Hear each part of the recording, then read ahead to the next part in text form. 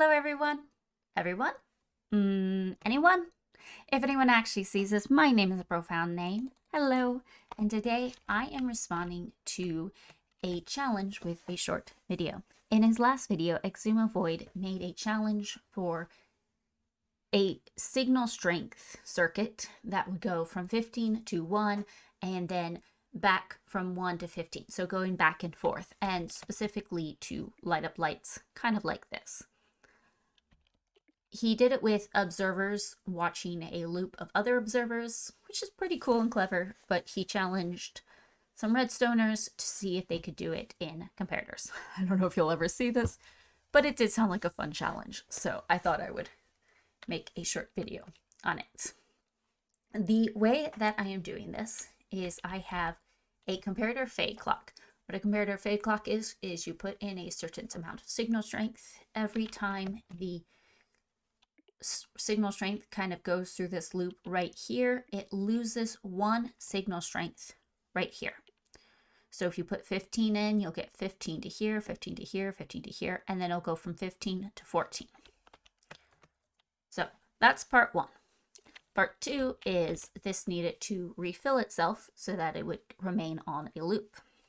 When this gets to 0, this torch turns on, fills this repeater, and turns this signal strength from 0 back up to 15. That's part 2. Part 3 is how am I changing it to go from 15 to 1, from 1 back to 15, instead of like the fade clock is, which is just going from 15 to 0 to 15 to 0 to 15 to 0. And the way that I'm doing that is I am switching back and forth between two comparators reading the fade clock. One is reading it directly, so as the fade clock goes from 15 to 1, it will say 15 to 1, and one I am reading invertedly. So every time if the fade clock is 15, what the inverted signal strength would see was 0. It goes to 14, you'll get a 1, 13, you'll get a 2, etc., etc.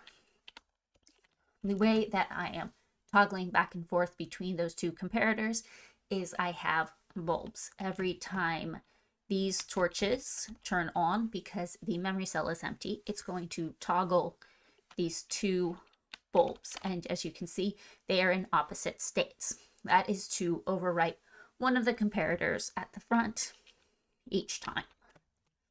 So this one is reading the signal strength directly, and this one is reading the signal strength indirectly. This dust is either the signal strength from the fade, or it is 15 to overwrite this comparator because this bulb is on.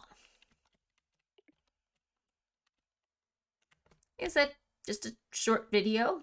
I hope you find it interesting. Thank you for watching, and goodbye.